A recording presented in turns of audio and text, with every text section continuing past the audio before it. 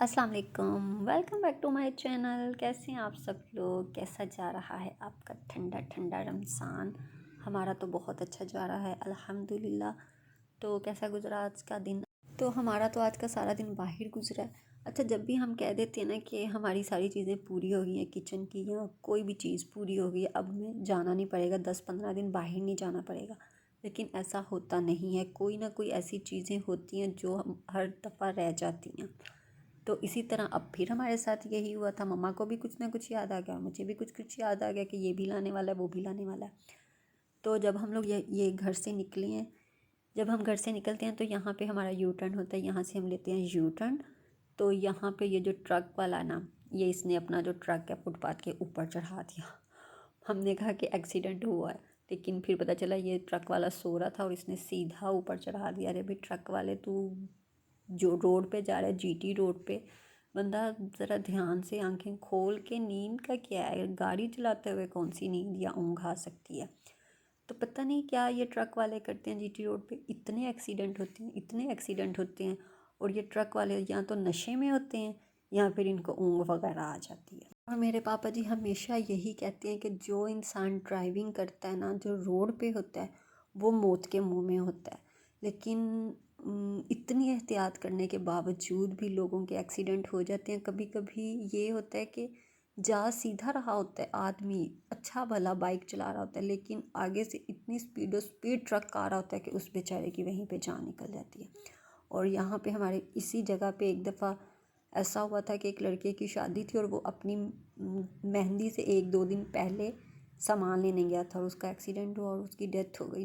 GT road इतना कोई ख़तरनाक रोड है ना, मैं तो बहुत डर लगता है जीटी रोड से। और मेरी बहुत सारी फ्रेंड्स ऐसी हैं जिन्होंने कपड़ा लेना होता है लेकिन वो नहीं आती हैं मेरी शॉप पे कि जीटी रोड क्रॉस करना पड़ता है। तो यहाँ फिर हम लोगों ने लेने थे मसाला जात। मसाला जात जो हैं वो हम लोग लेते हैं मतलब के अंदर एक मार्केट है, उस पर सिर्फ मसाला जात होते हैं, वहाँ से हम लोग मसाला जात लेते हैं, मेथी लेते हैं और बेसन। उनका बेसन भी खालस होता है, वो ख़ुद पिसवाते हैं चने की दाल का, और अच्छा भी होता है, साफ़ सुथरी चीज़ें होती हैं इनकी। तो हम इसलिए यहाँ पे इतनी दूर से इतनी दूर आते हैं सिर्फ मसाले वगैरह लेने के लिए। तो मम्मा ने कहा था हम ईद के लिए भी सारी चीज़ें ना अभी लेके आ जाएंगे ताकि दोबारा ना जाना पड़े। अभी तो मौसम ज़रा ठंडा ठंडा है, तो फिर पता नहीं कैसे दिन आ जाएंगे, गर्म दिन आ जाएंगे, गर्म रोज़े होंगे, तो फिर जाना ज़रा मुश्किल हो जाएगा। तो मसाला जात के साथ ही ये शॉप है ड्राई फ्रूट्स की, यहाँ से पापा लेते हैं ड्राई फ्रूट। इनका ड्राई फ्रूट ज़रा अच्छा होता है,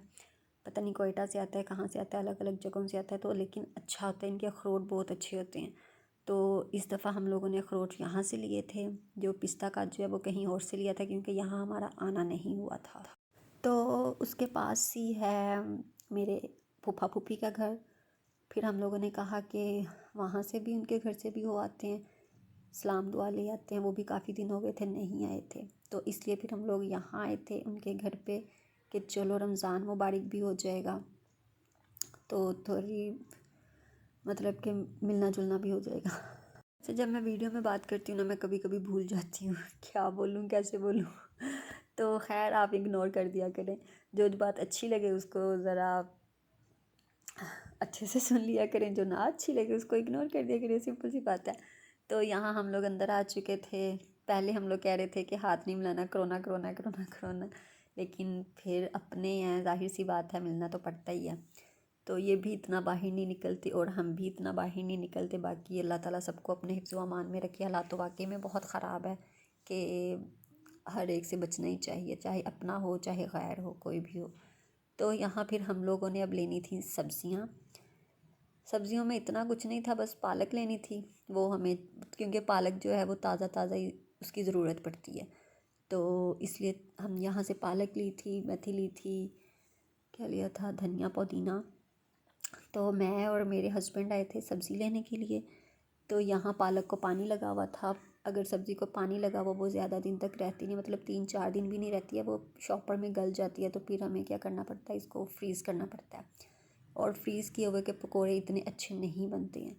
तो हमने जो पालक के पत्तों के पकोड़े होते हैं ना, पालक के, वो बेसन में लगा के बनाने होते हैं, और वो इतने कोई यम्मी मज़ेदार बनते हैं ना, क्रिस्पी क्रिस्पी से बनते हैं, बहुत मज़ा आता है खाने में। और फिर मुझे यहाँ नज़र आए थे लीमू। मैं पूछने गई थी लीमू कितने की हैं, और इतने महंगे लीमू, एक लीमू छोड़ो भाई, इतनी महंगी चीज़ें रमज़ान में।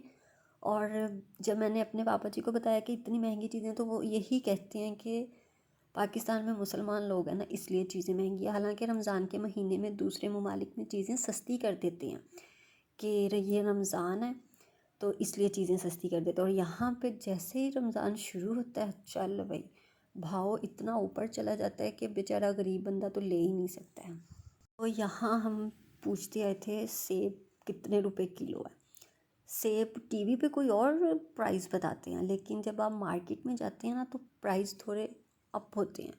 मतलब कि अगर वो कहेंगे ना कि ये चीज़ 100 रुपये किलो, लेकिन जब आप मार्केट में जाओगे वो 150 रुपये किलो मिलेगी आपको, 180-200 रुपये।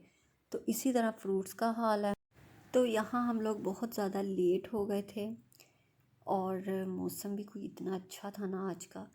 तो मम्मा ने कहा कि घर पे जाके हम इतना कुछ नहीं कर सकते हैं, तो ऐसा करते हैं समोसे ले जाते हैं।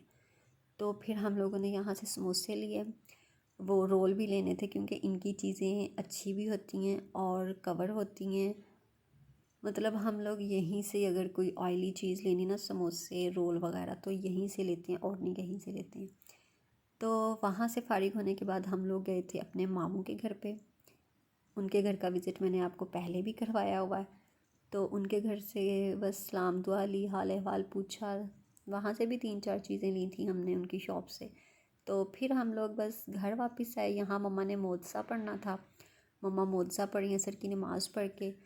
तो मोज़ा मैंने आपको पहले भी बताया हुआ, मैं और मम्मा हर महीने पढ़ती हैं और ख़त्म दिलाती हैं ना, मोज़ा ज़रूर पढ़ती हैं। कुछ भी हो, टाइम निकाल के हर महीने पढ़ना पड़ता है। और बस इसके बाद फिर अफ्तारी का टाइम था। आज अफ्तारी में हम लोगों ने शरबत नहीं बनाना था, थोड़ा चेंज करना था, तो खजूर का मिल्क शेक बनाया था। मिल्क शेक बनाने से पहले मैं जो खजूर है उनकी गुठली निकाल के दूध में पका लेती हूँ, थोड़ी नरम हो जाती है, फिर इतना ब्लेंड नहीं करना पड़ता है ज़्यादा। अगर मतलब बॉयल ना करो ना, फिर मशीन की जो ब्लेड है वो ही ख़राब होने का ख़तरा होता है। इसलिए पहले मैं बॉयल कर लेती हूँ, फिर ठंडा करती हूँ, फिर उसे शेक करती हूँ, फिर बस। और ये थी आज की हमारी हल्की फुल्की सी अफ्तारी। समोसे थे और कुछ भी नहीं था, तो फ्रूट था। उसके बाद हम लोगों ने आज रोटी खाई है। रोटी में आज हमारे पास था, मम्मा ने बनाया था कि जल्दी जल्दी से आलू अंडे। और ये मेरा समोसा है, और मैं आज अफसोस कर रही थी कि इमली की चटनी नहीं है तो अब इमली आ गई है। आज आज इमली आई है। अब 1-2 दिन तक इमली की चटनी बनाएंगे, फिर मज़ा आएगा समोसा खाने का जब भी बनाएंगे या जब भी लेके आएंगे। तो यहाँ मैं सोया सॉस डाला और केचप डाली, और जो रायता मिला था वो डाला। तो बस ये था जी आज का छोटा सा ब्लॉग जो बाहर गुज़रा। और क्या बात करूँ। और ये है कि जो मेरे चैनल पे नए हैं, मेरे नए सब्सक्राइबर हैं, मैं उनको वेलकम करती हूँ। और जो पुराने हैं, जिनको मेरी वीडियोस अच्छी लगती हैं, व्लॉग अच्छे लगते हैं, वो लाइक भी करते हैं। लेकिन लाइक करने के साथ साथ अगर आप अपने फैमिली फ्रेंड्स के साथ भी शेयर कर दें तो ये बहुत अच्छी बात है। इससे मेरी और भी हौसला अफजाई होगी, और मैं उम्मीद करती हूँ कि आगे से आगे जैसे आप लोग मेरा हौसला बढ़ाओगे, मैं इंशाल्लाह अच्छे से अच्छे व्लॉग आपके साथ शेयर करूँगी। तो बस जी, मिलते हैं अपनी नेक्स्ट वीडियो में। अगर आपको आज की वीडियो अच्छी लगी हो तो इसे लाइक भी कीजिएगा, और जाते जाते मेरे चैनल को भी सब्सक्राइब कीजिएगा। मिलते हैं अपनी नेक्स्ट वीडियो में, तब तक के लिए अल्लाह हाफिज़। अपना बहुत सा ख्याल रखिएगा। अल्लाह ताला आपकी और मेरी इस रमज़ान में बहुत सी नेक ख्वाहिशात को पूरा करे।